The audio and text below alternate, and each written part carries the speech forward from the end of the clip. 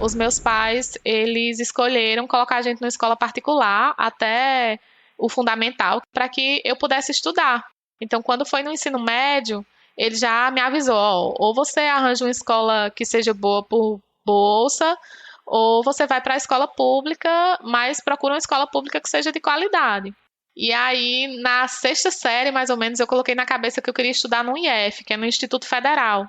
E que a qualidade era muito boa. Tinha professores mestres, professores doutores já, tinha iniciação científica já no ensino médio. Então, fazia muita diferença. Gostava muito da área de saúde e não queria medicina, né? Eu queria fisioterapia, porque eu queria trabalhar com massoterapia, eu queria trabalhar com planta, eu queria essas coisas assim, com terapias alternativas para a saúde. Só que eu fiz o Enem no final do ano e eu consegui uma bolsa do ProUni, mas meu pai ele não me deixou ir. Porque ele disse que o curso de fisioterapia era muito bom, mas que eu tinha que ter força para poder fazer. Era questão dele. Tipo, a faculdade era gratuita, mas como era que eu ia? Eu tinha que comprar livro. Então ele ficou preocupado, assim, de que ele tinha que pagar alguma coisa. Nossa região aqui, do Cariri, ela é muito rica. Nós temos a primeira floresta nacional do Brasil, que é a Floresta Nacional do Araripe. E essa floresta, né, ela é muito rica em plantas, tem uma biodiversidade muito grande. Então, o forte do laboratório era que a gente via as plantas, que a população aqui tem muita população que é descendente de indígena e população, assim, tradicional. Então, a gente ia até essas populações, sabia, eles indicavam as plantas para uso em determinada patologia, e a gente ia lá e verificava se aquela indicação popular ela tinha respaldo científico. No mestrado, eu aprendi a dar aula, aprendi muita coisa sobre gerenciamento de equipe, mas também aprendi que o trabalho é o trabalho, e que minha saúde mental, assim, nessa época foi muito consumida, tanto por questões de atrito em equipe, assédio sofrido pelo corpo docente, mas que eu aprendi muito, assim, sobre essas questões, assim, que não valia me perder no trabalho. Tem algumas plantas que elas têm essas substâncias. E aí, nisso, elas têm uma atividade no cérebro de reduzir o estresse oxidativo e também preservar neurônios. Então, por exemplo, quando uma pessoa sofre um AVC e ela ingere essas substâncias, né, pelo menos nos animais é visto isso, né, ainda não tem muitos estudos com pessoas, né, mas nos animais é visto que reduz a morte dos neurônios. Então, a morte dos neurônios é menor. Então, uma região pequena vai morrer e a chance de recuperação desse paciente é maior. A política ambiental, ela favorece muito ao assédio moral. Mas o assédio sexual, ele é mais velado, acontece, mas com a menor frequência. Mas mesmo assim, quando acontece, é muito acobertado, é muito mais acobertado do que o assédio moral. O assédio moral, as pessoas conversam sobre ele, mas o assédio sexual, tipo, as pessoas não querem conversar. Naruhodô Entrevista. Emily Petícia. Naruhodô Podcast. Você quer apoiar a ciência? Quer apoiar o pensamento científico? Quer ajudar o Naruhodô a se manter no ar? Ouvir os episódios e espalhar a palavra já é um grande passo. Mas existe um outro jeito. Quem possibilita isso é a Orelo. Você escolhe um valor de contribuição mensal e tem acesso a conteúdos exclusivos, conteúdos antecipados e vantagens especiais. Além disso, você pode ter acesso ao nosso grupo fechado no Telegram e conversar comigo, com Altair e com outros apoiadores. Toda vez que você ouvir ou fizer download de um episódio pelo Orelo, vai também estar pingando uns trocadinhos para o nosso projeto. Combinado? Então baixe agora mesmo o app Orelo no endereço orelo.cc ou na sua loja de aplicativos e ajude a fortalecer o conhecimento científico.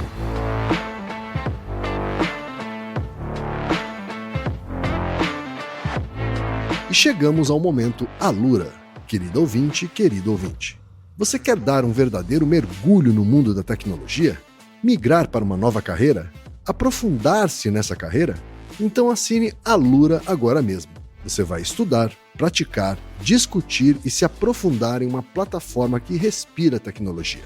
Na Alura, você terá acesso completo ao conhecimento, onde e quando você quiser, com novos cursos todas as semanas. E ainda tem vantagem, ouvinte Naruhodô tem desconto especial.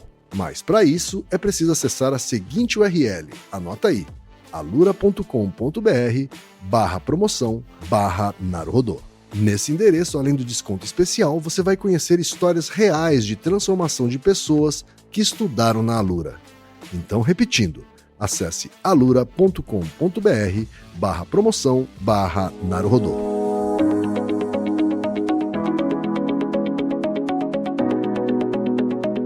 Ilustríssimo ouvinte, seguimos com a série Naruhodô Entrevista, que está trazendo conversas descontraídas com cientistas brasileiras e brasileiros que contam sobre suas trajetórias, seus pensamentos e seus campos de atuação.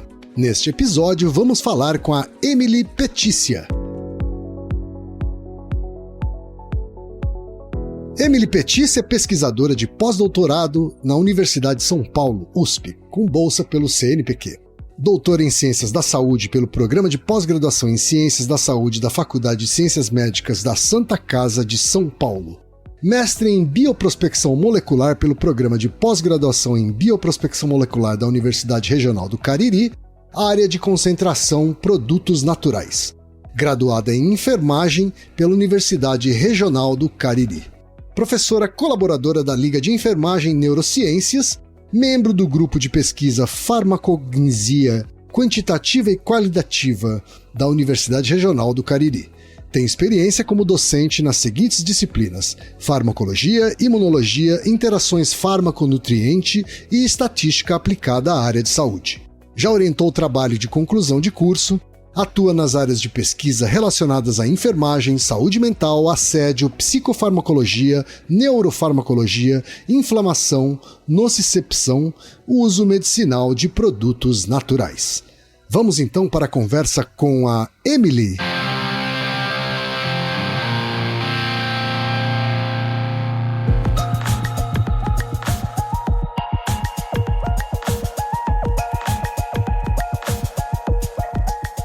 Olá, Emily! Muito obrigado por ter topado conversar com a gente aqui no Naruhodô, Emily. Bem-vinda!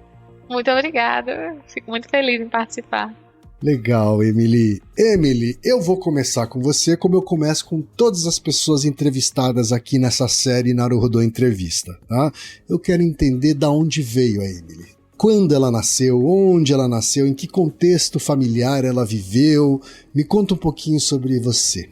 Então, eu sou Emily Petícia, né? Eu nasci numa cidadezinha do interior, no sul do Ceará. Eu sou filha de uma dona de casa, inicialmente, e de um mecânico. Então, os meus pais, desde cedo, assim, eu fui a primeira filha, então eu sou a mais velha de 3 irmãos. Desde muito pequena, assim, eu fui crescendo num lar que tem muito amor, muito carinho. Meus pais, assim, sempre estimularam que eu estudasse muito. Então, a minha mãe me incentivou à leitura. Eu comecei a ler com uns 4 anos de idade. Então, foi muito precoce. 4 anos? 4 anos de idade. E aí, a minha mãe lia para mim várias histórias. E eu acredito que desde essa época eu não paro mais de ler. E é uma coisa que eu sempre gostei muito. Sempre fui uma criança muito danada, muito curiosa. Sempre fui muito espivitada. Então, isso me estimulava a querer saber as coisas, querer entender as coisas. Gostava muito de conversar. Até hoje, gosto muito de conversar. Eu sempre fui essa criança muito curiosa. Eu passava as minhas férias no interior de Pernambuco e tive contato com tudo quanto é bicho que você imaginar, assim. Pegava em bicho. Meu pai sempre foi uma pessoa que me encorajou muito a pegar nas coisas. Era meio maluca até um pouco nas situações. Por exemplo, tinha uma cobra, sapos diferentes. A única coisa que eu morro de medo até hoje é gafanhoto. Mas que todos os outros bichos eu tive muito contato. Eu sempre ia pescar, eu ia andar no mato com meu pai. Então eu sempre gostei muito de plantas, sempre gostei muito de bicho. Quando eu era criança, né, eu ia para os lugares e lá onde a minha família ficava tinha açude. E sempre me avisavam para mim que tinha jacaré no açude, né? Eles falavam, não vai pro açude não, que tem jacaré. Porque era para eu não ir sozinha. Só que aí chegou uma época que teve uma cheia muito grande na região e tinha uns jacarés que o Ibama tinha colocado num açude que por causa da cheia encheu vários açudes ao redor e os jacarés migraram para esse açude. Só que as pessoas falavam para mim que tinha jacaré, eu não acreditava. E aí eu fui, nadava nesse açude. Às vezes tinha uma coisa que subia assim na água e voltava. Eu disse, não, deve ser um toco. E aí depois, assim, de um mês eu nadando nesse açude, meus tios mandaram as fotos dos jacarés, que os jacarés baixou mais o açude, né, a água que evaporou. E aí os jacarés podiam ser visualizados andando lá, eram 3. E foi bem complicado. Caraca, Emily. Ainda bem que nada aconteceu, senão não teríamos Emily hoje. Pois é, tá vendo? Mas eu era muito teimosa, assim, uma criança muito arteira. Sei. Em que ano você nasceu, Emily? Eu nasci em 1991, atualmente eu tô com 32 anos. É uma garota, né? Uma garota super poderosa. Bem novinha ainda. Ô, Emily, então assim, você tá me dizendo que logo criancinha foi despertada essa curiosidade pela natureza, é isso? Sim, sempre, sempre, sempre. Eu tinha um blog que chamava Cheiro de Mato Me Atrai, que eu tirava fotos de tudo quanto era coisa assim do mato, fazia trilhas. Então quando eu estava no ensino médio assim, eu já fazia trilhas aqui na minha região. E você acha que esse incentivo, essa atitude incentivadora dos seus pais à curiosidade, a ler, a descobrir as coisas foi importante para o resto da sua vida? Foi muito importante. Os colegas do meu pai trabalhava numa fábrica de cimento. Ele era mecânico lá. E enquanto os colegas dos meus pais, eles tinham carro e colocavam os filhos em escola pública, os meus pais, eles escolheram colocar a gente numa escola particular até o fundamental, que era até onde meu pai disse que conseguia pagar, numa escola particular aqui na região, para que eu pudesse estudar. Então, quando foi no ensino médio, ele já me avisou, ou você arranja uma escola que seja boa por bolsa, ou você vai para a escola pública, mas procura uma escola pública que seja de qualidade. E aí, na 6ª série, mais ou menos, eu coloquei na cabeça que eu queria estudar no IF, que é no Instituto Federal, que tinha escolas de ensino médio aqui e que a qualidade era muito boa. Tinha professores mestres, professores doutores já, tinha iniciação científica já no ensino médio, então fazia muita diferença. Era um ensino médio regular ou era já uma formação técnica de segundo grau? Era regular, mas a gente tinha aula num turno e no contraturno a gente poderia ter aula de laboratório, a gente poderia ter várias coisas. Os laboratórios onde eu fiz o ensino médio, né, do IF, que na época era chamado de Cefet aqui, que era Centro Federal de Ensino Tecnológico do Ceará, tinha laboratórios melhores do que da universidade que eu estudei. Então, assim, era muito bom. Eu acredito. Eu fiz Escola Técnica Federal aqui em São Paulo, né, que é o correspondente ao Cefet, né, e agora também Instituto Federal. E os laboratórios eram, assim, realmente exemplares, assim, sabe? Eu lembro do laboratório de mecânica. Eu nem fazia mecânica, né? Eu fazia processamento de dados. Mas eu babava no laboratório de mecânica porque ele era tão moderno na época quanto um galpão de fábrica, né, industrial dos mais modernos. E aí, por exemplo, na 6ª série, eu decidi que eu ia estudar lá. Uma prima minha foi estudar lá, eu decidi que eu ia estudar lá. E aí meu pai falava... É vestibular, então, né? É vestibulinho pra entrar lá. É vestibulinho. E aí o meu pai falou, então você vai pra lá, porque eu não vou ter condição de pagar, que eram 3 filhos, meu pai, né, sustentava os outros filhos também, né? Sim, meus pais... ainda tem isso, ainda tem isso, é de graça, né? Quer dizer, é bancado graça. Pelo Estado. E isso aí, tinha merenda, que era bom, que aqui no Ceará a gente chama lanche, lanchar e tal, tinha merenda, que era muito bom. Eu tinha bandejão. E aí, eu sempre fui muito magrela, mas gostava muito de comer. Então, eu, tipo, tinha merenda e era de graça tudo e decidi que ia pra lá. E aí levei algumas amigas minhas com isso, né? A gente se preparava estudando em alguns momentos. Sempre fui muito boa em matemática, até o ensino fundamental era muito boa em matemática. E aí, quando a gente fez, né? Saiu na rádio da cidade, saiu na rádio, era uma cidade vizinha, não era nem na minha cidade. Minha cidade tinha 48 mil habitantes na época, 40 mil habitantes. E aí saiu na rádio, eu tirei segundo lugar geral e fui aprovada lá para estudar no período da tarde. As minhas amigas também passaram, as minhas melhores amigas passaram. E pra gente, assim, foi uma das melhores épocas da nossa vida, assim, porque era uma instituição que a gente tinha acesso a tudo. A instituição tinha carro, tinha piscina semiolímpica, tinha academia. Era, assim, um mundo novo, assim, pra gente. Pra quem é de uma cidade do interior, assim, que não tem acesso a tanta coisa. E a gente, na minha família, assim, meus pais... Não, meu pai era assalariado, né, na época, com 3 filhos. Então, pra gente foi uma coisa, assim, maravilhosa. E fez toda a diferença, porque lá a gente tinha os laboratórios. Tinha um professor na época do ensino médio, que ele era professor de química. E eu, assim, sempre fui muito conversadora e os professores, eles diziam, não sei como é que ela tira nota boa, assim, porque ela conversa demais e não presta atenção na aula, mas eu sempre conseguia pegar ali o negócio lá. E aí um professor falou comigo que quando estava numa aula lá, ele falou, olha, você devia ir para pesquisa. Você é muito curiosa, saca as coisas assim. Eu acho que você daria certo indo para pesquisa. E aí eu fiquei com aquilo na cabeça, mas que o ensino médio, assim, para mim foi uma época de muita diversão, de muito aprendizado, de você conseguir não só ouvir as aulas, mas praticar aquelas aulas. E foi muito interessante, assim, eu tive professores muito, muito bons e isso para mim fez toda a diferença, assim, nessa parte. Legal, Emily. Emily, a gente já volta aqui para esse ponto da sua, né, vida acadêmica, vamos dizer assim, que começa no Instituto Federal. Você falou bastante dos seus pais, né, enquanto incentivadores. Me fala um pouquinho deles, assim, qual é a sua ascendência, né, qual é a origem deles também, em que contexto eles viviam quando você veio ao mundo? O meu pai, ele nasceu no interior de Pernambuco, né, já coladinho aqui no Ceará, e ele é de uma família de 12 irmãos. São muitos tios que eu tenho. E a família é sempre muito grande, meus avós, assim, com poucas dificuldades, ou com muitas dificuldades, né? Meu avô, ele era caminhoneiro, e a minha avó é costureira.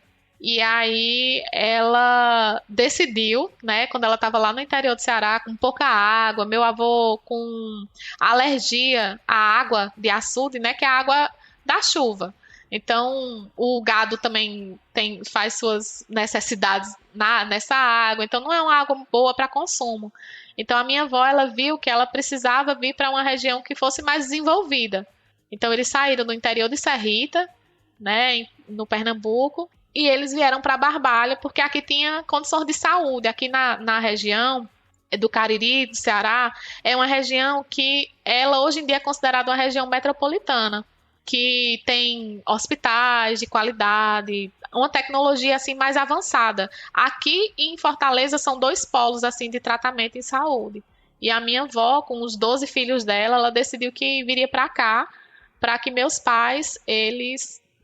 pai, né, ele tivesse uma melhora em relação à vida. E meu pai sempre muito curioso, muito trabalhador, assim, ele jogava muita bola. Ele era para ser um jogador de futebol, mas que ele sempre achava que não dava muito certo isso, que não era uma coisa acertada na vida, sabe?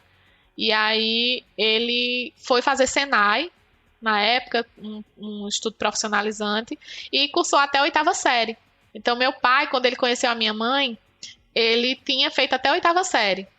Foi assim, meus pais, eles se conheceram na escola, no colégio que eu estudei até o 9º ano. O meu pai, ele pagava para estudar, e a minha mãe também. Ela trabalhava e pagava para estudar. Só que o meu pai, ele estava no 8º ano, enquanto a minha mãe estava no 3º ano. Meu pai tinha 24 anos na 8ª série, Para você ver, assim, as dificuldades que ele veio, né? De onde ele vinha, não tinha condição de estudar. E a minha mãe, ela estava com 20 anos e no terceiro ano. E aí eles se conheceram no ensino médio, minha mãe é amiga das minhas tias, e o meu pai, ele não tinha emprego.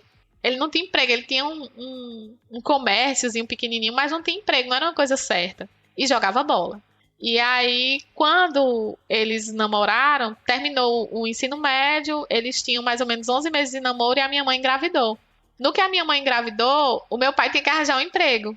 E aí, ele procurou alguns empregos aqui na região, falou assim que estava procurando um emprego, e um conhecido dele foi lá e deixou um recado com uma menina que morava na casa da minha avó. E ela não entregou a meu pai. Aí ele ficou andando. Quando foi... minha mãe já estava grávida em fevereiro, mais ou menos, que foi nessa época. E quando foi lá para junho, o cara encontrou meu pai na rua e falou: cara, mas você não foi atrás do emprego, eu arranjei para você ir, você não foi. Ele disse: não, ninguém me falou não. Ele disse: não, eu deixei o recado lá, na sua casa, na casa da sua mãe. E ele ficou louco atrás, assim. Ele disse: meu Deus. Ele disse: não, pois eu vou lá amanhã. Eu vou lá, pode deixar, eu vou lá. E aí, quando ele chegou em casa, perguntou à menina. A menina disse: ah, eu guardei, eu tinha esquecido. Eu guardei dentro da geladeira o papel. Aí meu pai guarda esse papel até hoje. Quem nunca guardou na geladeira uma coisa que não é de geladeira, né? Pois é, né? Mas meu pai quase morre. E aí ele foi, e no dia 26 de agosto de 1991, meu pai arranjou um emprego. Eu nasci no dia 17 de outubro de 1991, então 2 meses antes de eu nascer, meu pai arranjou um emprego. Foi o primeiro emprego da vida dele, assim, formal. E ele se aposentou há 4 anos nesse mesmo emprego. Ele trabalhou a vida toda, então, nesse mesmo emprego. Nesse mesmo emprego. Ele antes era ajudante de mecânico, se tornou mecânico especializado, mecânico e depois mecânico especializado, e terminou o ensino médio quando eu já tinha mais ou menos uns 10 anos, 10, 11 anos. Porque a empresa incentivava que eles estudassem, né? Então, meu pai, ele fez vários cursos nessa empresa, porque que era de um grupo de cimento, né? E aí, ele terminou lá o ensino médio. Já a minha mãe, ela é filha de 2 agricultores. Ela morava num sítio aqui da cidade de Barbalha. A minha avó é descendente de índios, mas cabelo bem liso, aquela coisa assim, bem fofinha a minha avó era, assim, ela faleceu faz algum tempo. Uhum. E sempre muito ligada a essa coisa da terra, da natureza, do sítio. Então, a minha avó, ela fazia muitas coisas manuais, tipo cuscuz que a gente compra empacotado, né? Ela fazia moendo o milho. Uhum. O arroz, ela pilava o arroz. Até minha avó, assim, com uns 70 anos, assim, ela ainda fazia as coisas assim no fogão a lenha. Então, ela tinha acesso a outras coisas, mas ela gostava daquela coisa assim do tempo de quando era muito antigamente, a coisa muito manual, muito muito boa. A comida dela, assim, até hoje, o feijão dela pode ter várias outras comidas muito elaboradas, mas a minha memória do feijão da minha avó era muito maravilhosa, assim. Quer dizer, ela manteve esse estilo de vida indígena. Manteve. Ligada na terra e na natureza até o final. Até o final. Só que aí, tipo, a minha mãe, ela perdeu o pai muito cedo. Então, com 11 anos, o meu avô foi assassinado. Foi uma tragédia para a família. E pelo cunhado. Numa questão de violência doméstica. A irmã dele sofria violência doméstica e ia se refugiar na casa dele. E aí, no que ela ia se refugiar lá, o marido dela não gostou uma certa vez e assassinou meu avô. E foi bem triste. E aí a minha avó veio para a cidade porque não estava tendo tantas oportunidades no sítio lá, sem meu avô, com 11 filhos para cuidar. Então, a minha mãe tem 10 irmãos. Foi uma situação bem complicada na época, mas que eles sempre tiveram muita força de vontade. Todos os meus tios, assim, eles se voltaram para estudar, terminaram o ensino médio. As minhas tias fizeram faculdade, então tem muitas professoras na minha família. E a minha mãe, ela, depois que eu fiz, quando eu estava com uns 14 anos, ela disse que os filhos dela já estavam maiores e ela foi fazer faculdade. Entendi. Mas meus pais se conheceram nessa época, assim, que ela estava terminando o ensino médio e aí eu nasci. E foi uma coisa, acho que muito diferente para eles, né, que eles não estavam esperando, mas que a família cresceu em redor disso.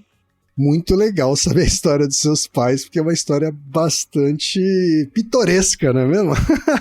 Hoje em dia, né, quando meu pai nasceu, eles hoje têm uma casa lá e eles no final de semana eles vão para lá.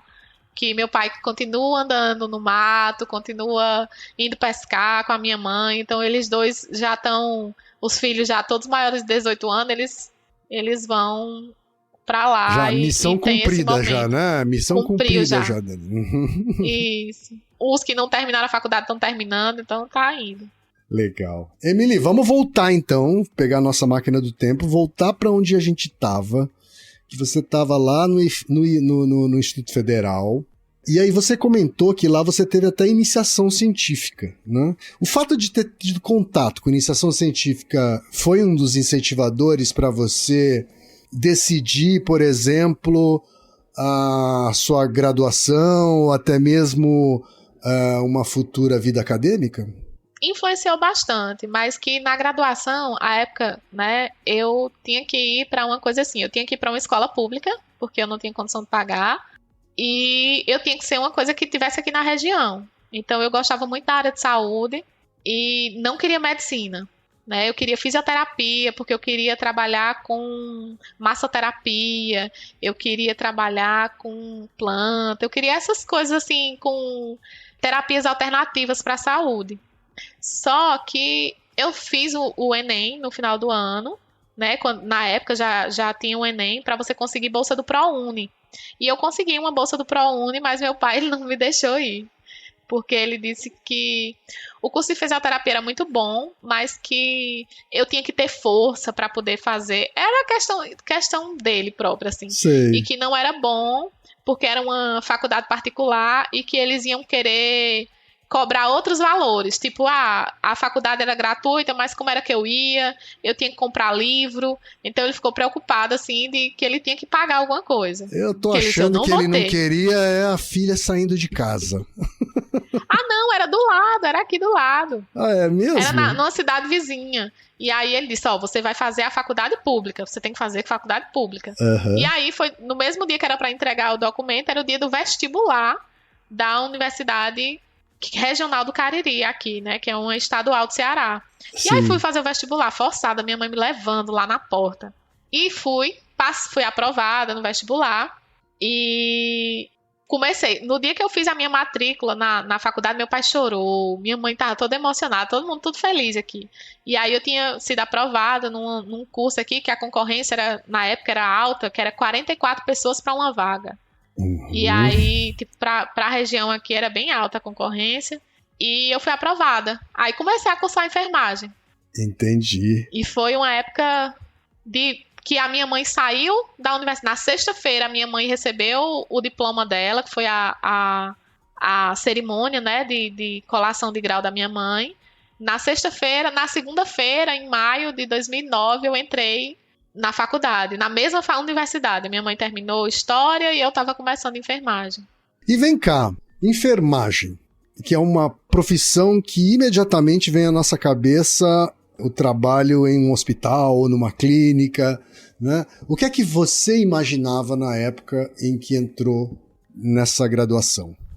Na época que eu entrei na graduação, eu queria trabalhar no PSF, né? Que na estratégia de saúde da família, eu gostava de conversar com as pessoas, porque tem vários tipos de atenção, né? Quando você vai trabalhar como enfermeira. Tem a atenção primária, que você tá lá ainda na prevenção de doenças, você tá com educação em saúde, você trata algumas doenças, mas não tem um nível de complexidade, assim, em relação a, sei lá, punção, corte, sangue, essas coisas assim, tanto não. É mais conversa com o paciente e educação em saúde ali. Eu gostava muito dessa parte. Mas então, desde aquela época, do início do curso, você já tinha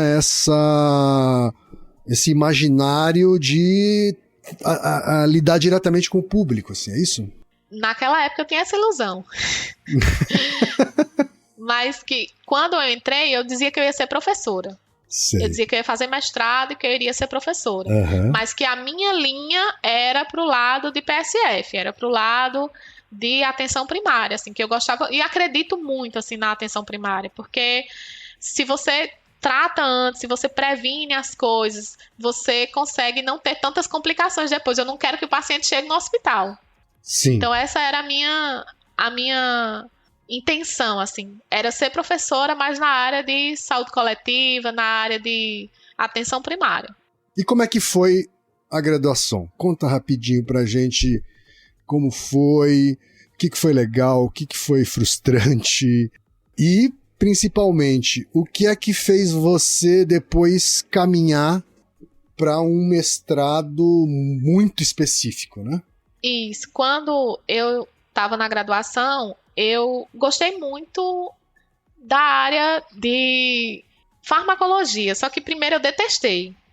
Então, na graduação, eu cursei várias disciplinas e, assim, era um curso muito bom, muito bem conceituado no Brasil todo. E a gente passava o dia todo na faculdade, então isso era bem cansativo. Mas que, depois de um tempo, alguns incentivos do governo fizeram com que tivesse restaurante universitário. E eu que cheguei na graduação com 42 quilos, por causa do restaurante universitário, que na época eu almoçava, assim, eu tinha R$2 para ir para a universidade. Era 80 centavos que pagava meu almoço no RU e R$1,20 para casa, eu perdesse algum ônibus, eu conseguisse chegar em casa. Mas eu ia com esses R$2 a semana toda, porque eu tinha o ônibus da prefeitura que levava os alunos e voltava. Então eu tinha que sempre pegar esse ônibus e era bem corrido. Entendi. Mas que, na época, quando eu cheguei no 4º semestre, eu cursei a disciplina de farmacologia e detestei. Detestei de todo o meu coração. Mas, quando cursei novamente, a professora me convidou para ir para o laboratório. E ela ficava insistindo de me levar para o laboratório. Então, eu cheguei no laboratório e o laboratório trabalhava com rato. Era totalmente diferente do que a gente trabalhava na graduação. Eu estava lá para trabalhar com pessoas. Mas tinha esse laboratório na universidade que era de farmacologia. E lá você trabalhava com pesquisa e você conseguia ver, sabe? Eu gosto muito de ver as coisas acontecendo. Então você, por exemplo, a gente trabalhava com inflamação. Então você injetava uma substância no rato que ela causasse uma inflamação, mas você depois retirava alguns tecidos e alguns líquidos e você conseguia ver as células, você conseguia contabilizar quais substâncias saíram dali. Então você conseguia ver o processo acontecendo, sabe? Sim. Por exemplo, a inflamação está relacionada a várias doenças. Então, você conseguia ver tudo ali. E para mim, aquilo, quando comecei a trabalhar com os ratos, eu achava maravilhoso. E, ao mesmo tempo, era com plantas medicinais. Então, a gente ia para a mata, para coletar a planta, fazer o processo de secagem. E esse daí foi o meu contato. Assim, aquele convite daquela professora que disse, eu preciso que você vá para esse laboratório. Ela insistiu um semestre inteiro. E aí, quando eu fui, eu achei muito bom. Tipo, o trabalho em si, sabe? Sei. E de ir, coletar, de descobrir quais substâncias tinha naquela planta. E quais... Porque, assim, a nossa região aqui, do Cariri, ela é muito rica. Nós temos a primeira floresta nacional do Brasil, que é a Floresta Nacional do Araripe. Aqui eu tem não sabia. É a primeira floresta nacional do Brasil. E essa floresta, né, ela é muito rica em plantas, tem uma biodiversidade muito grande. Então, o forte do laboratório era que a gente via as plantas, que a população aqui tem muita população que é descendente de indígena e população, assim, tradicional. Então, a gente ia até essas populações, eles indicavam as plantas para uso em determinada patologia e a gente ia lá e verificava se aquela indicação popular, ela tinha respaldo científico. E aí a gente via isso ali acontecer, eu achava muito bom. Então, a minha vida passou a ser esses ratos e o laboratório, que, tipo, final de semana a gente tava lá, à noite a gente tava lá, então a gente fazia de tudo no laboratório. A gente mexia com autoclave, então a gente esterilizava material, a gente organizava teste e tinha o pessoal que fazia mestrado já, então a gente passava a acompanhar alguém. E aí eu comecei a acompanhar alguns alunos de mestrado e quando você entrou lá, você já sabia, não, eu vou fazer um mestrado nisso aqui. Mas fazer um mestrado era uma coisa que sempre esteve na sua imaginação e nas suas ambições, ou é uma coisa que foi nascendo durante a graduação? Foi uma coisa que no primeiro dia de aula o professor perguntou o que a gente ia fazer e eu falei, daqui a 5 anos o que é que você se imagina fazendo, né? Tem essas perguntas. E eu falei, daqui a 5 anos, que é o período do curso, né, que terminava, eu vou estar entrando no mestrado e eu vou estar dando aula aqui, nessa universidade. No primeiro dia de aula da graduação. No primeiro dia de aula. Eu sempre fui uma pessoa que eu ficava imaginando minha vida assim, tipo assim, se você me perguntar o que eu tô fazendo daqui a 10 anos, hoje em dia eu não sei, mas antes eu tinha muitas certezas. Aí você vai, porque quando você sei lá, jovem, você acha que tá tudo certo ali e tal, que você tem sua vida toda desenhada. E aí quando você vai ganhando uma certa experiência, você já vai deixando as coisas acontecerem. Então, o destino se fez. Você, então, acabou indo para o mestrado. Como é que foi a entrada no mestrado, a escolha do seu trabalho, da orientadora ou da orientadora? Como é que foi tudo isso? Então, seguiu muito o caminho que já estava dentro desse laboratório. Mas que o mestrado, ele aconteceu, a história se fez, mas de uma forma completamente diferente do que eu imaginei no primeiro dia. No primeiro dia de aula, né? Que eu dizia que eu ia para a aula de saúde coletiva, que eu ia trabalhar com gente, fui trabalhar com rato. E aí, a minha pesquisa, ela foi com ratos, mas na área de inflamação e dor. Então, no meu mestrado, eu desenvolvi uma pesquisa com uma planta chamada Passiflora cincinata, que é um maracujá que é nativo da nossa região, que é o maracujá do mato. E é muito utilizado, né, até por pessoas das áreas urbanas, né? Sei lá, por meio de óleo, eu não sei exatamente como. Isso. As pessoas, hoje em dia, elas usam muito o extrato, que foi o que eu trabalhei também. Tem alguns medicamentos já que são aprovados, que é de uma passiflora, mas é da Passiflora edulis e da Passiflora incarnata, que é o maracujá amarelo ou maracujá azedo. Então, tem 2 espécies que são utilizadas já bem no mercado farmacêutico. Então, a nossa ideia no projeto de mestrado era trabalhar com maracujá que era da nossa região. Então, a gente fez o extrato da folha dessa passiflora e a gente viu as propriedades químicas que ele tinha. A gente viu que tinha uma grande quantidade de flavonoides, que é antioxidante. Então, geralmente, plantas que são antioxidantes, elas também têm um efeito anti-inflamatório, porque uma parte da inflamação tem um estresse oxidativo. Então, quando você já vai... Algumas plantas, a gente vai olhando a atividade dela de acordo com os componentes que ela tem. Então, tem alguns alcaloides em plantas que eles são já conhecidamente analgésicos, então a gente já vai sabendo mais ou menos qual é a atividade daquela planta pelos componentes dela. E aí a nossa ideia era trabalhar com inflamação. E trabalhei durante 2 anos com inflamação e dor com essas plantas. Mas trabalhava algumas outras coisas também que eram relacionadas à planta. Trabalhei em alguns projetos de ansiedade, depressão. Trabalhei também em alguns projetos de gastroproteção, que eram as atividades que eram desenvolvidas no laboratório. Então, a gente fazia parceria com outros colegas e trabalhava ajudando também nos testes, porque precisava de muita mão de obra. Entendi. Mas o seu trabalho próprio, vamos dizer assim, era esse com a utilização da passiflora em casos de dor e inflamação, é isso? Isso sim. Oi, Emily, o que dá para dizer sobre principais aprendizados que você teve aí nesse mestrado?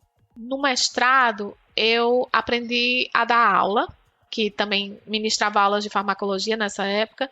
Passei num concurso na época na mesma universidade para professor temporário, dando aula de farmacologia e imunologia, que eram relacionados ao que eu já estava estudando.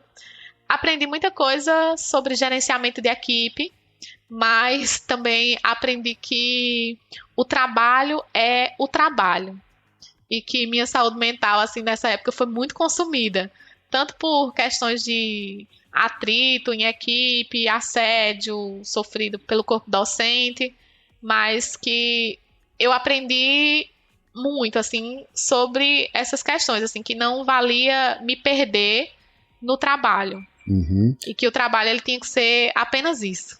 Mas que aprendi também muito de farmacologia e a amar isso. Entendi. Você mencionou assédio no mundo acadêmico, né? Você não é a primeira a tocar nesse assunto, né? Longe disso, né? Mas eu queria saber, na universidade onde você viveu isso, se isso era enfrentado, afinal, ou era meio que uma coisa, vamos dizer assim, normalizada e meio que todo mundo fazia vistas grossas? Era uma coisa que era bem normalizada e todo mundo fazia vista grossa. Algumas pessoas tentavam não se envolver com algumas situações que aconteciam. E não foi só com um aluno, era com vários alunos assim que aconteceu. Então foi uma situação bem complicada, né, para os alunos em questão. Nessa época, assim, eu queria desistir do meio acadêmico. Quando foi no final do mestrado já, eu não queria fazer mais o doutorado, porque eu achava que isso ali ia se repetir em todos os ambientes. Então, o meio acadêmico, ele tem uma hierarquia muito forte. E as pessoas meio que têm uma defesa de território muito grande. Então, às vezes as pessoas não passam as técnicas à frente, às vezes as pessoas escondem alguma informação e prejudica. Você faz tarefas que não são referentes à sua tarefa, você faz coisas que não são suas. Por exemplo, ali você está para fazer a pesquisa e para você estudar e colaborar no laboratório. Às vezes você está fazendo algumas tarefas de assuntos particulares dos professores, tipo coisas pessoais, né? Você está dando aula pelo seu professor, que não é para você dar aula. Eu trabalhei durante muito tempo no mundo publicitário, né? E a gente brinca que eu acho que o que você está falando é meio que análogo à agência ter que fazer cartão de aniversário do filho do cliente, sabe? Isso, é tipo isso. Você preparar o aniversário do filho de alguém. Sim. Você pagar as contas dessa pessoa. Resolver coisa em cartório. Sabe? Coisas pessoais mesmo. Usar como office boy mesmo, é isso? Isso. E no final de semana, por exemplo, você tá na sua casa, no seu descanso, e liga para conversar coisas particulares da pessoa. E você, às vezes, não sabe o que dizer assim. Você dizer, certo, eu tô ocupada agora. Não, mas você precisa me ouvir. E aí você tá lá, né? Então são coisas que não eram referentes à pesquisa, porque a pesquisa em si era maravilhoso. Mas as coisas de relacionamento eram muito complicadas. E aí eu ia desistindo. Só que aí eu fui fazer uma viagem para São Paulo, que em 2012 eu já tinha ido a São Paulo e me apaixonado pela USP. E aí eu disse, eu vou fazer doutorado aqui. Todo mundo da minha família ficava rindo, falando, tu não tá nem no mestrado, tu tá na graduação ainda e vai tá falando de doutorado. Sim, eu vou fazer doutorado aqui, porque eu gostei de São Paulo. E aí em 2015 eu fui com meu esposo visitar um centro de pesquisa particular em São Paulo, uma faculdade particular em São Paulo, mas que tinha um centro de pesquisa muito forte. E quando a gente conheceu, tinha equipamento, assim, sabe quando você tá num paraíso? Sim. De pesquisa, assim, pra gente foi um paraíso da pesquisa, assim, que você tinha equipamento de 2 milhões de reais, assim, tinha microscópio que aqui nem os cirurgiões eles utilizam para fazer cirurgia, e a gente utilizava lá para fazer em rato. E aí foi lindo, assim, era perfeito o lugar, tinha equipamento e tecnologia, assim, altamente avançadas.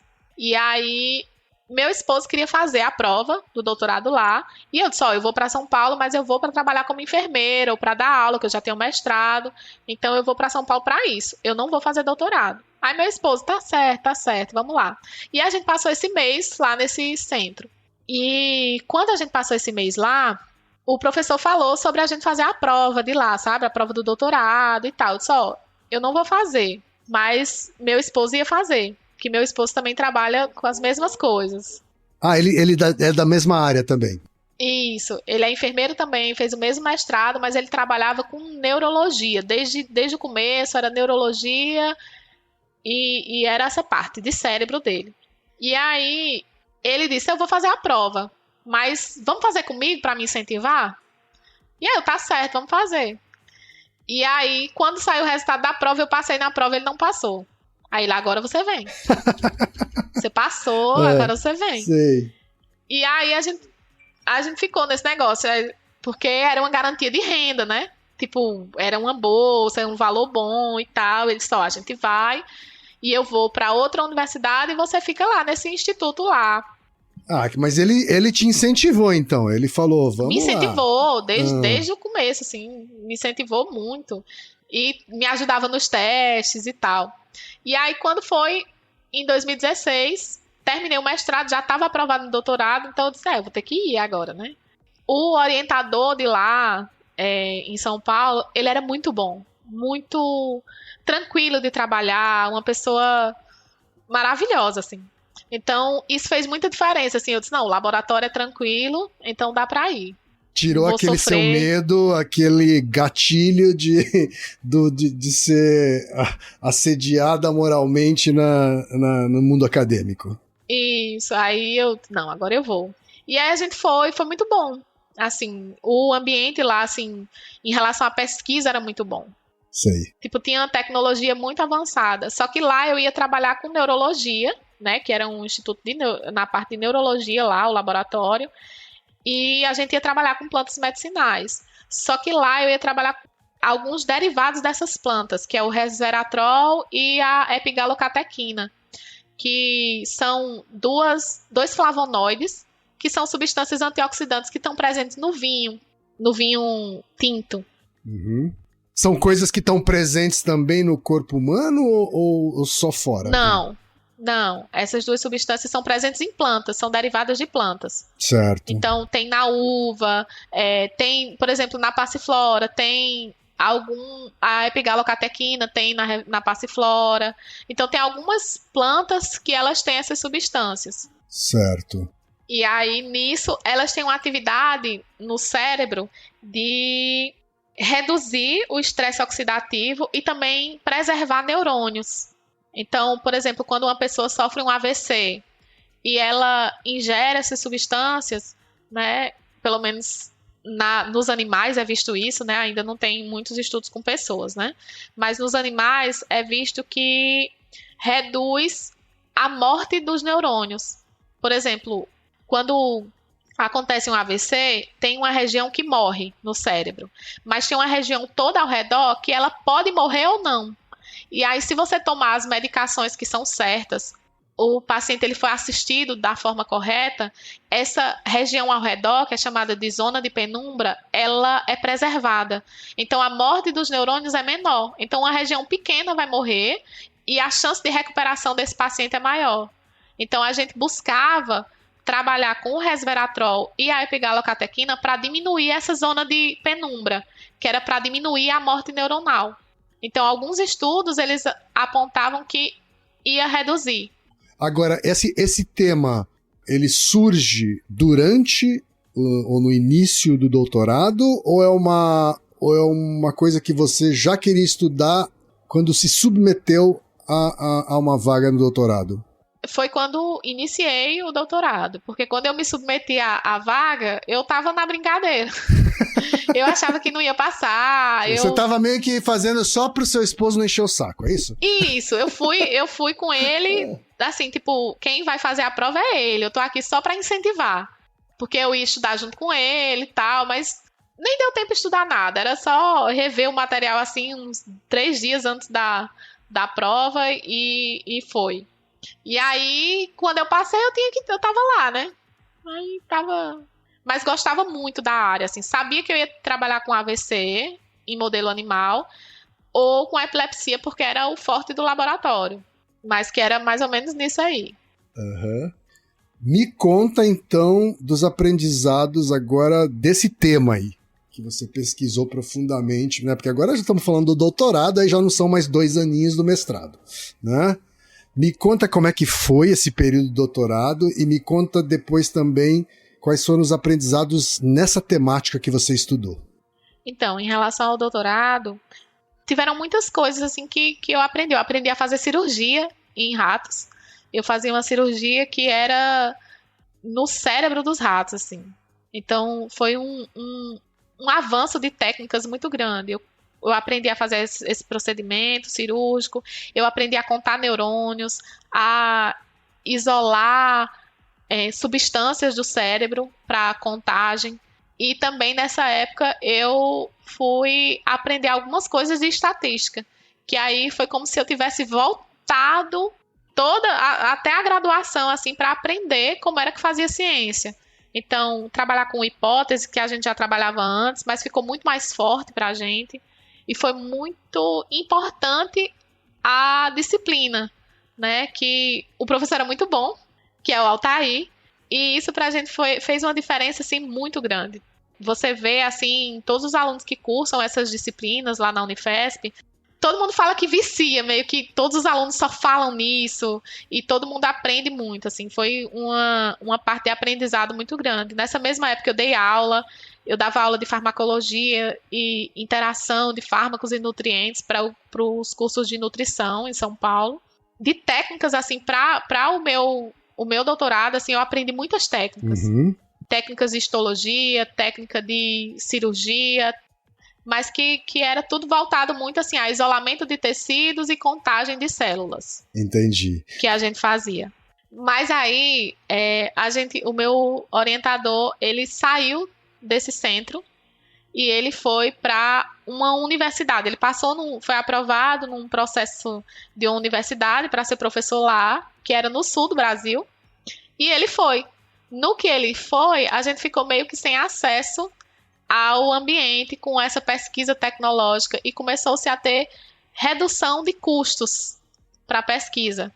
E com isso, a gente não conseguiu fazer o projeto. Nesse processo de não conseguir fazer o projeto, porque era muito caro, eram substâncias nanoencapsuladas e estava num tempo que o governo ele estava meio que reduzindo, né, que foi o governo Temer, começou a reduzir bolsas de pesquisa, incentivo à pesquisa.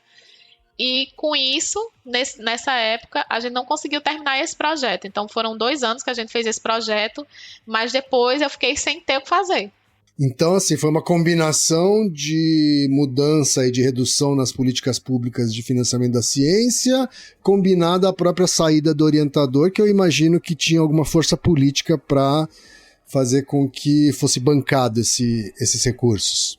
Sim. Aí eu estava numa instituição particular, né, que o mestrado era de uma instituição particular, e a gente pensou em fazer um projeto, a gente estava desenvolvendo outro projeto paralelo, que era com pessoas. Que trabalhar com pessoas, apesar de ser mais chato, na minha opinião, tem um custo menor.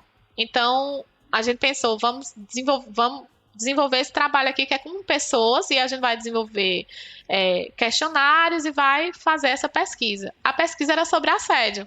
E aí, no doutorado, essa pesquisa sobre assédio, nós escrevemos o projeto, né, organizamos o projeto, tudo fundamentado, e entregamos na instituição para que fosse lido pelo colegiado e, após isso, fosse levado ao CEP, né, que é o Conselho de Ética em Pesquisa, o Comitê de Ética em Pesquisa. E aí ninguém assinava esse documento. Ninguém assinava esse documento. Eu ia numa coordenação, eles diziam, não é dessa coordenação, não é desse curso, tem que ir em outro curso. E aí ia lá, atrás desse outro coordenador para assinar. E ele não assinava. Ia para outro lugar, não assinava. Aí eles reprovaram meu projeto sobre assédio. Disseram que não tinha nada a ver, que eu estava misturando o movimento Me Too de assédio com a universidade, que não tinha nada a ver assédio com a universidade, com o ambiente universitário. E aí, eu tá certo, não tem nada a ver, né? Eu disse, não, reescreva o projeto, faça outro projeto. E aí, eu vou fazer outro projeto, tá certo. E reescrevi o projeto, fundamentei todo o projeto novamente, corrigi toda a escrita, passou pelo meu orientador, pelo meu co-orientador, e aí entregamos novamente. E aí foi essa novela novamente. Eu passei um ano tentando que alguém assinasse para que eu submetesse meu projeto no Comitê de Ética. Aí meu projeto foi, depois que eu reescrevi, entreguei lá, meu projeto foi aceito pelo colegiado, mas ninguém assinava ainda essa folha. E aí teve uma hora que eu desisto, pensei em fazer um novo doutorado. Aí conversei com o meu orientador, falei com ele e dizendo, vamos ver aí se a gente consegue fazer em outro lugar, porque na Unifesp, que era onde meu esposo fazia o doutorado, tinha alguns professores que disseram, vem pra cá, dá pra fazer esse projeto aqui, muito legal esse projeto, esse tema é legal, vamos trabalhar. E aí a gente pensou em fazer outro doutorado, só que aí eu pensava, não, se eu fizer, eu perco 3 anos da minha vida, porque eu vou ter que cursar disciplina, vou ter que fazer outras coisas. E aí eu disse, não, vamos ver o que eu posso fazer. Eu tinha outra pesquisa que eu desenvolvia, que era desde o mestrado, que era com inflamação.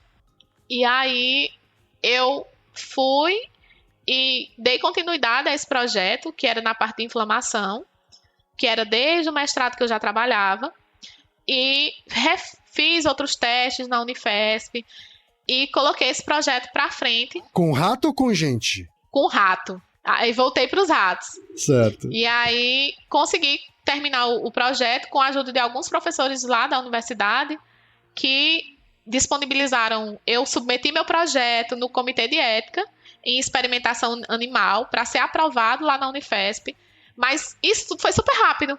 Tipo, em 3 meses estava resolvida a minha vida e eu consegui fazer meus testes. Eu consegui escrever minha tese e terminar em tempo hábil o doutorado.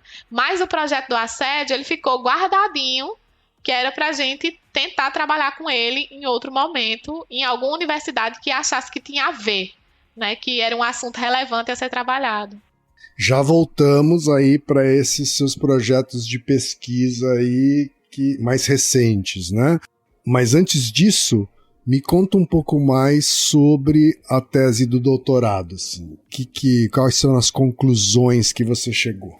Na minha tese de doutorado, que foi na parte de inflamação, nós vimos que a passiflora, o extrato, que era um extrato hidroalcoólico dessa planta de passiflora, das folhas de passiflora, ele tinha efeito anti-inflamatório. Então, ele reduzia a atividade de células inflamatórias, inclusive.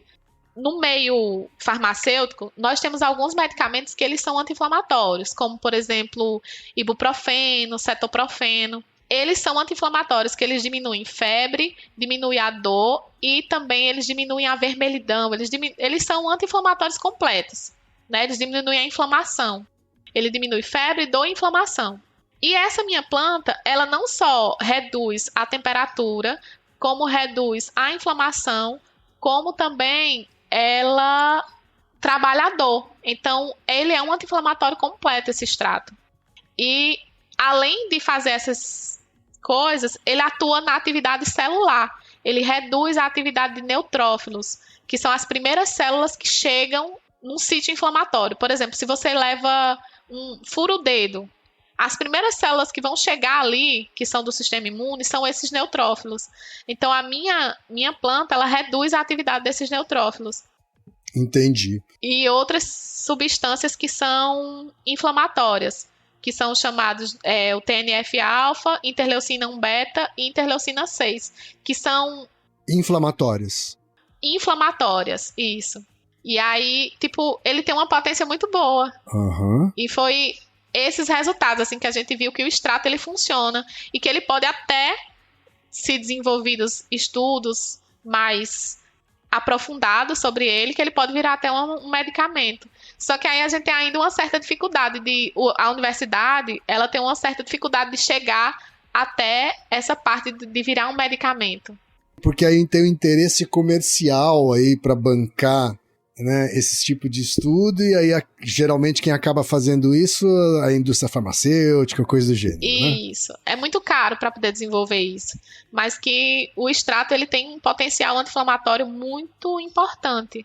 Uhum. Agora, se você der um Google em passiflora hoje, vai vir um monte de potinho com cápsula dentro, né? Vai ter esses extratos. É a mesma coisa? Né, já que a gente está falando de ciência aqui, né, a galera que pega um extrato de passiflora e dá uma cheiradinha, ou sei lá o que, toma umas gotinhas, ela tá sujeita a esse tipo de efeito que você viu nos seus estudos? Ou a gente está falando de coisas diferentes? Então, depende. Porque quando a gente trabalha com planta medicinal, nós temos todo um processo que ele garante a composição química desse extrato. Por exemplo, a gente sabe aqui na região do Cariri que quando você coleta, aqui é muito famoso pelo piqui. Então, quando você coleta um piqui em março, a composição química dele é diferente da composição de setembro. Então, as plantas, elas têm uma variação nessa composição química. A mesma planta, o mesmo fruto daquela planta, mas que ele tem uma variação química diferente. Porque esses compostos que são derivados das plantas, eles são chamados de compostos secundários, eles são para a defesa da planta. Então, o clima de março, ele é diferente do clima de setembro. Então, a planta vai produzir e secretar essas substâncias de acordo com o clima que ela encontra, de acordo com a necessidade dela. Então, quando você compra esse potinho que é da Passiflora, que vende Natuvida, não sei o quê, de vários laboratórios diferentes, você não tem como garantir a composição química dele. Mas que, no geral, provavelmente ele vai ter esse efeito. Mas o efeito é muito pequeno a depender da composição. Por exemplo, o meu extrato, ele tinha mais de 100 substâncias dentro. Se essa substância ela varia a sua quantidade, né? Porque tem uma quantidade em miligramas.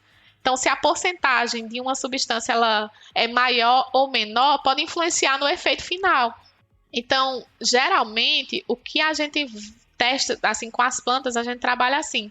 Nós buscamos saber a composição química dela e nós pegamos os compostos majoritários, que é aquele composto que está em maior concentração ali. E a gente vai testando esses compostos isoladamente. Porque aí quando uma substância ela é pura, quando ela é isolada, a gente tem como controlar melhor aquela substância. Porque, por exemplo, se você come uma comida que você tem, vamos dizer que você tem intolerância à lactose, você também tem a intolerância ao glúten. Se você come um pão com queijo, e o pão tem glúten e o queijo tem lactose, você sente dor, você não vai saber de que se é do glúten ou da lactose. Quando é uma planta, a gente tem os compostos ali que uma pessoa pode ser alérgica a um composto específico, ou esse composto pode ter uma atividade que ela é antagonista de outra substância, então perde efeito. Então, quando a gente trabalha com planta, nós buscamos saber a atividade geral daquela planta, mas que a intenção é isolar esses compostos dessas plantas para saber onde é que ele atua e por quanto tempo. Então, tudo tem que ser mensurado. As pessoas têm uma ilusão de que quando a gente trabalha com planta, por ser natural, ela não faz mal. Mas é uma falácia muito grande. Por exemplo, tem muito veneno que é natural. Claro. E aí, nessas plantas, assim, quando você vai comprar o potinho, você não sabe o que está ali. A fitoterapia, né, medicamentos fitoterápicos como um todo, tem esse estigma, né, de que é natural, então não vai fazer mal, né, isso não é verdade, né. Agora, esses cuidados que você colocou, né, sobre composição, é uma coisa hoje levada a sério na indústria dos medicamentos fitoterápicos, porque é tanta oferta de coisa, sabe? Me dá um pouco de receio de como essa coisa foi popularizada. Quando é um laboratório farmacêutico que trabalha com essa substância, eles geralmente têm esse controle de como a planta tem uns compostos químicos que tem uma quantidade mínima que tem que ter para que produza esse efeito. Por exemplo, a Passiflora, que é a substância, a planta, né? Ela tem uma substância derivada dela que é a passiflorina. Então, essa passiflorina é que produz esse efeito de causar o sono, de induzir o sono, de acalmar. Então, tem uma quantidade de passiflorina mínima que tem que ter nesse extrato. Então, quando é de um laboratório, é controlada essa parte. Tem que ter um mínimo dessa substância, tem que ter uma quantidade específica. Já quando é de nutracêuticos, que é como se fosse um alimento, um extrato derivado de planta, que é considerado um alimento, ele não tem tanta essa garantia de quantidades mínimas de substâncias nele. É um extrato da planta, é certo que é, mas a concentração das substâncias... pequena que não vai fazer diferença nenhuma. Não, ela tem uma concentração, mas que a gente não tem um controle de qual a porcentagem, entendeu? Certo. Mas ou se ela qual for a pequena, substância... ela vai ser meio inócua, né? Depende. Então, essa é a questão, porque tem muitos extratos, eles não têm atividade, não é por causa de um composto específico, mas da junção de todos eles. Aí, a planta pode ter esse efeito, mas que o efeito é muito pequeno. O efeito, no geral, é muito pequeno. Não é como, por exemplo, um Zolpidem, que você toma e que em meia hora você vai dormir. Certo. Mas é uma coisa assim que você já vai... Geralmente, quando você toma um extrato desse, você já vai imaginando que ele vai fazer efeito. Uhum. Então, você vai deitar, você vai tomar. Então, já induz aquele efeito. E o efeito, mesmo sendo baixo, ele vai servir. Certo. Sabe? E talvez servisse se ele simplesmente se acalmasse e tentasse dormir. Também, mas tem um empurrãozinho. Tipo assim, se você já tá na beira, ele empurra.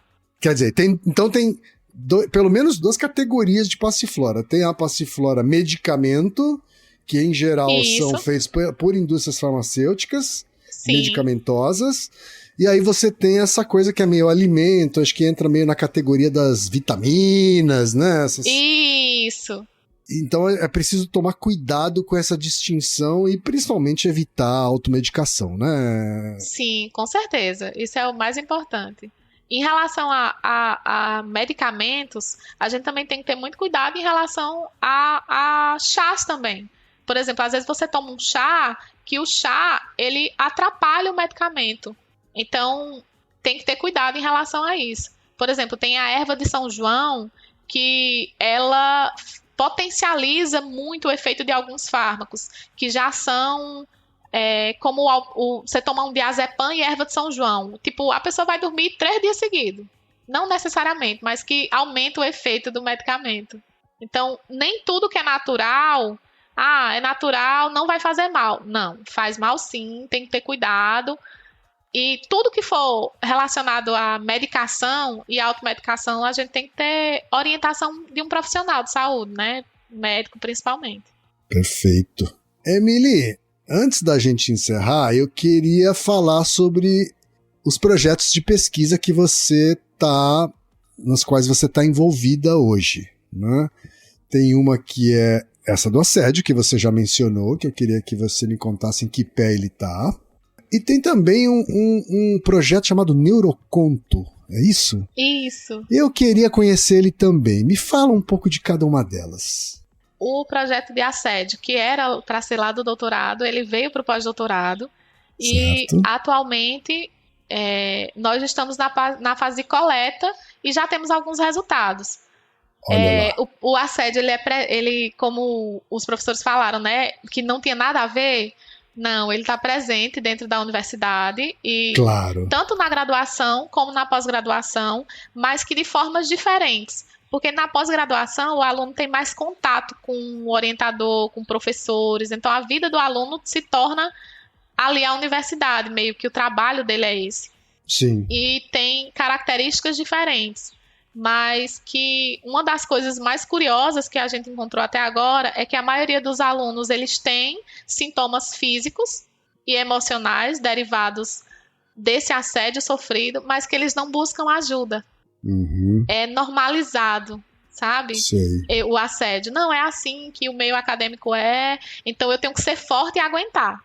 Se eu não aguentar, eu não sou para esse meio. Mas que o meio acadêmico tem muito a ganhar se os números de assédio eles reduzirem, diminuírem, forem para 0.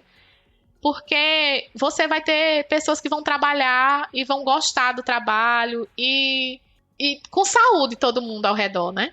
Então, uma das coisas assim, mais complicadas é que as pessoas não buscam ajuda. Sim. Por exemplo, eu tive sintomas de depressão e ansiedade, mas que eu não busco ajuda.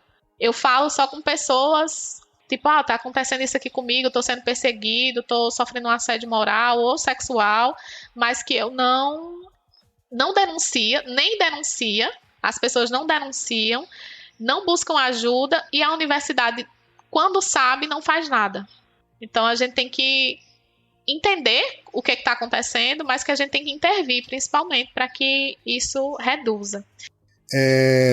Você sabe que eu participei de uma pesquisa, né, conduzi uma pesquisa sobre assédio no mercado publicitário, né, e existem outros estudos também de assédio em outras áreas de negócio, e não é muito diferente disso, tá, Emily? E é óbvio que no caso de assédio moral é sempre mais, né, mais sutil a coisa, né, mais difícil de provar, né, e isso acaba dificultando, inclusive, a punição dessas pessoas, né? Mas o assédio sexual também acontece a rodo e também há um déficit, vamos dizer assim, de denúncias por medo de retaliação, né? Enfim, um doutorando depende, né, da boa vontade do orientador para seguir em frente com sua vida, né? Como é que essa pesquisa vem mostrando, né, ainda que parcialmente, aí, resultado parcial, né, essa questão do assédio sexual? Ele ocorre, mas em muito menor prevalência do que o assédio moral.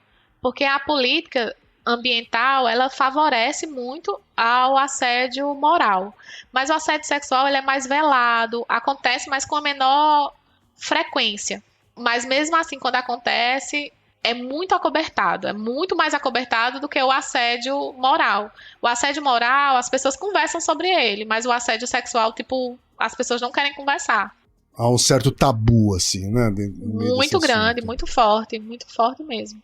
Me fala então do neuroconto, Emily, porque a pesquisa de assédio a gente vai aguardar os resultados finais, depois vou querer saber os resultados e divulgar aqui pro pessoal do Naruhodô, mas me conta sobre o projeto Neuroconto.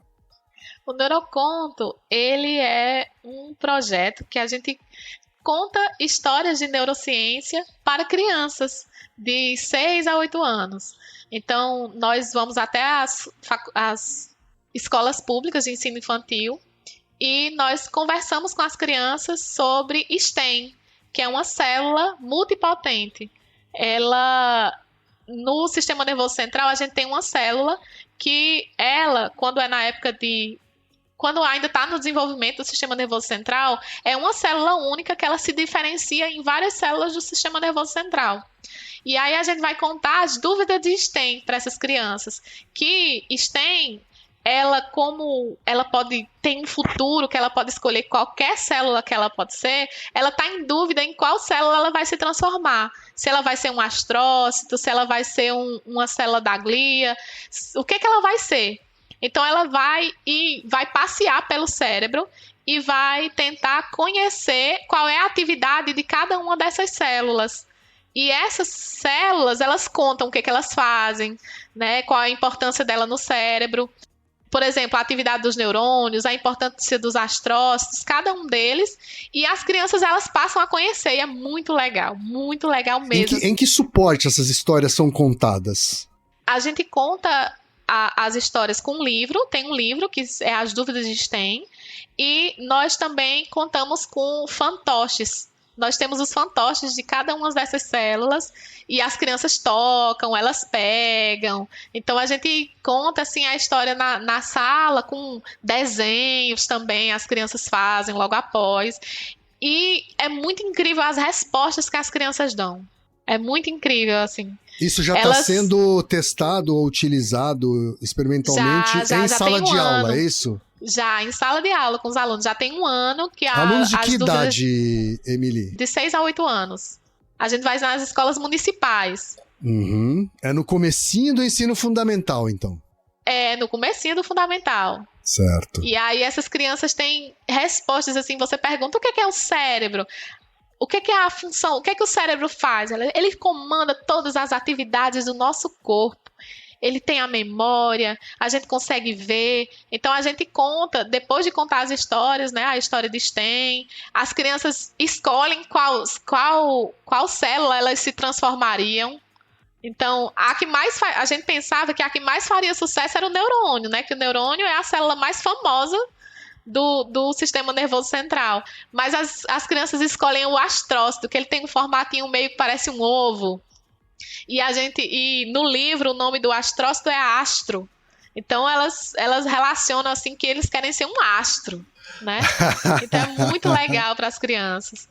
Muito legal mesmo. E qual é o futuro desse projeto, hein, Emily?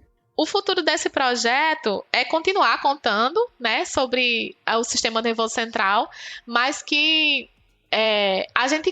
a nossa intenção é que despertar a curiosidade das crianças para a neurociência. E é muito curioso porque eles ficam perguntando para a gente. Teve uma vez que a gente apresentou o projeto lá e que as crianças choravam porque não queriam que a gente fosse embora.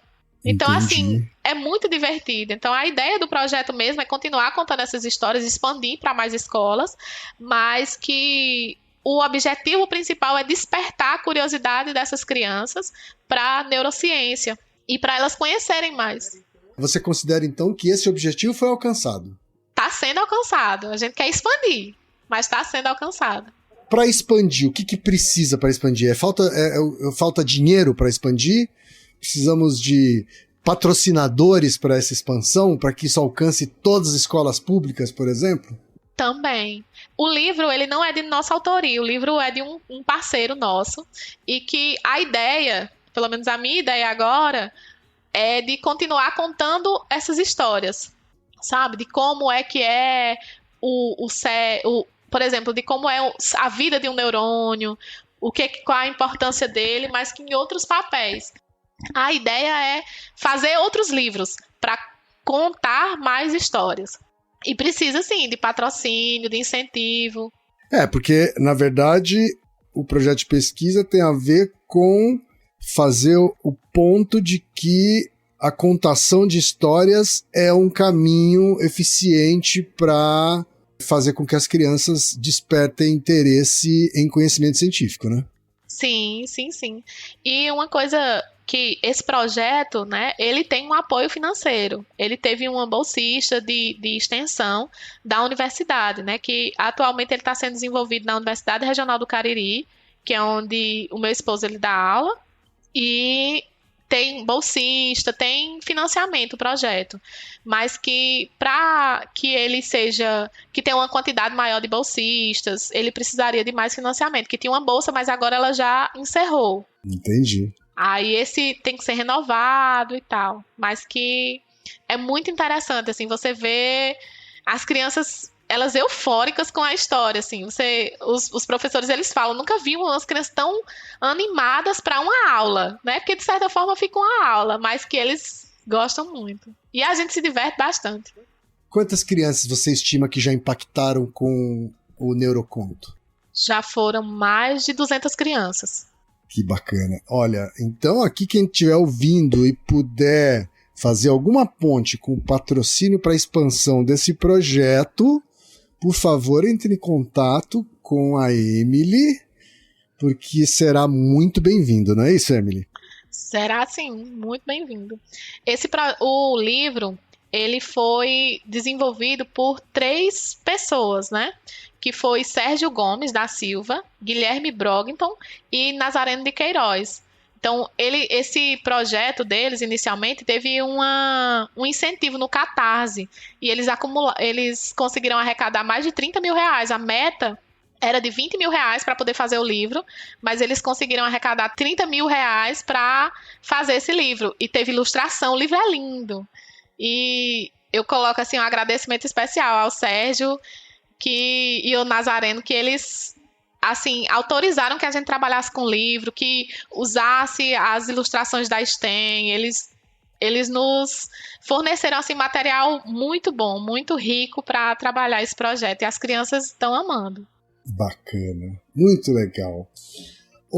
Emily, estamos chegando aqui no final e eu queria fazer uma última pergunta para você. Não é uma pergunta que eu faço para todo mundo, não, mas eu queria fazer essa pergunta para você, por quê? Porque como você foi muito eficaz na última vez que você respondeu essa pergunta, eu vou fazer ela de novo. Daqui 5 anos, Emily, aonde você imagina estar? Aonde você quer estar? Eu espero estar na universidade que eu me formei. Atualmente eu passei no concurso nessa universidade, concurso efetivo, e eu estou esperando ser chamada. Então eu espero devolver para a comunidade que me formou o ensinamento que eu consegui, porque a ideia sempre foi que eu iria para São Paulo, né, ia para fora, tentar aprender o máximo de técnicas possíveis, de conhecimento que eu podia adquirir para devolver à sociedade que me formou, que foi aqui na região do Cariri, e eu queria voltar para a universidade que eu me formei e dar aula lá. Então, atualmente, eu estou aprovada no concurso lá e eu quero dar aula nessa universidade para devolver o que eu aprendi para os meus alunos, que é o meu desejo maior, é voltar a dar aula. Atualmente eu estou na parte da pesquisa, mas eu amo dar aula. Emily, eu não tenho dúvida de que esse seu sonho vai ser realizado, né? Como diria Fagner, você só vai deixar o Cariri no último pau de arara, não é isso? É essa a ideia, eu só deixo meu Cariri no último pau de arara. Mas aí eu quero estar dando aula. Não sei se vai ser na universidade, mas eu estarei dando aula. Legal. E também divulgando os resultados da minha pesquisa de assédio. Emily, conta com a gente para divulgar todos os seus projetos. Tá? Foi um prazerzão conversar com você, um prazerzão conhecer sua história, conhecer suas pesquisas, tá? E desejo realmente um futuro ainda mais brilhante daqui para frente, Emily. Eu quem agradeço e peço que vocês continuem na divulgação científica, que é muito rico o trabalho de vocês, muito, muito importante. Teve algumas coisas na universidade que pediram para a gente falar sobre como estudar de maneira eficaz, os melhores métodos para estudar e para aprender. E aí a gente utilizou 5 episódios do Naruhodô para falar com os alunos e passou a palavra do Naruhodô. Tipo, gente, esse podcast aqui é maravilhoso, escutem. E tem muitos alunos que falam: professora, a senhora assistiu o último episódio do Naruhodô? Eu, não, ainda não consegui. Porque aí, vocês têm tempo. Ele, não, a gente não tem tempo não, professora, assista. E é muito bom. Sensacional, eu agradeço demais vocês estarem usando o Naruhodô como material didático ou paradidático. É um orgulho pra gente, viu, Emily? Muito obrigado pelo papo, Emily. Obrigada, até mais. Vou ficar escutando. Tá legal, então. Um grande beijão. E Naruhodô, ilustríssimo ouvinte! E você já sabe, aqui no Naruhodô, quem faz a pauta é você. Você tem alguma pergunta pra gente ou quer comentar algum episódio? Escreva pra nós. podcast@naruhodô.com.br. Repetindo? podcast@naruhodô.com.br. E lembre-se, mande nome completo, idade, profissão e a cidade de onde você está falando. É isso aí. Naruhodô. Esse podcast é apresentado por b9.com.br.